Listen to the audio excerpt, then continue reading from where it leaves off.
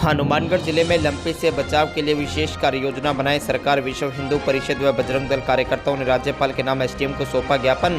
प्रदेश के गोवंश में फैली लंपी स्किन डिजीज से बचाव के लिए विशेष कार्य योजना बनाने का आदेश राज्य सरकार को प्रदान करने की मांग को लेकर विश्व हिंदू परिषद व बजरंग दल के कार्यकर्ताओं ने सोमवार को जिला कलेक्ट्रेट पर प्रदर्शन किया और राज्यपाल के नाम एसडीएम को ज्ञापन भी सौंपा।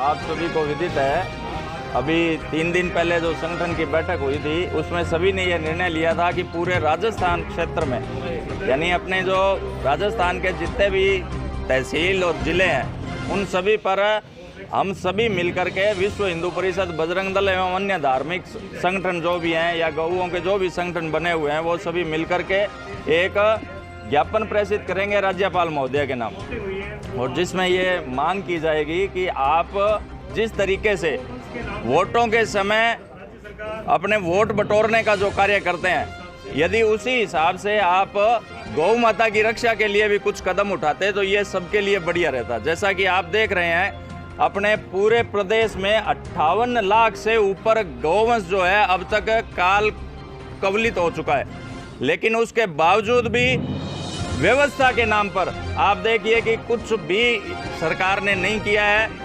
जो भी कुछ हो रहा है वो केवल गौ भक्त जो हैं या अन्य जो धार्मिक संगठन है वो अपने स्तर पर कर रहे हैं। अपने हनुमानगढ़ का भी देखें तो रोडावाली में, अपने जोड़किया में और धोलीपाल में एवं अन्य जगहों पर अपने जो कार्यकर्ता हैं, इवन हनुमानगढ़ में भी अपने जो गौ भक्त हैं वो मिलकर के अपने स्तर पर कार्य कर रहे हैं, लेकिन 1% भी किसी भी सरकार का इसमें कोई भी योगदान नहीं है। सबसे बड़ी शर्म की बात है, कई बार ये सोचते हैं कि विडंबना देखिए कि यदि यही गौ माता वोटिंग करती होती तो सरकार की ये हिम्मत नहीं होती, और जैसे ही 2-4 भी कोई केस इस तरह के होते तो सरकार को अपनी कार्रवाई करनी पड़ती, लेकिन बेसहारा गौवंश को इस तरह तड़प कर मरने के लिए छोड़ दिया गया। ये हम सबके लिए, मैं कहता हूँ केवल सरकार के लिए नहीं, हम सबके लिए भी दर्दनाक है।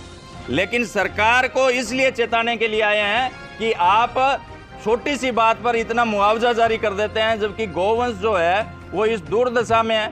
सबसे बड़ी बात, उसको पालने वाले दुर्दशा में है। सरकार ये भूल जाती है कि गौएं तो शायद वोटिंग नहीं करती, लेकिन उसको पालने वाले वोटिंग करते हैं और उसकी रक्षा करने वाले वोटिंग करते हैं। तो सरकार को समय आने पर यह दिखा भी दिया जाएगा कि गौओं की यदि आप दुर्दशा पर मौन रहेंगे तो हमारा जो वोटिंग है वो भी हम करके दिखा देंगे कि कहाँ किस कदर ऊंट करवट लेकर बैठता है। इस तरीके से राज्य सरकार है उनकी तरफ ध्यान नहीं दे रही है, सही आंकड़े पेश नहीं कर रही है। लाखों की संख्या में राजस्थान में गायें मर चुकी है, और अगर आपको उसका जायज़ा लेना हो तो बीकानेर से जैसलमेर रोड पर आप जाके देख लीजिए। जोधपुर से आप रामदेवड़ा की तरफ जाइए तो भारी संख्या में उनको ट्रकों में लाद कर बाहर उनके मृत शरीर को बाहर गिर कर आ रहा है, दुर्गंध हो रही है।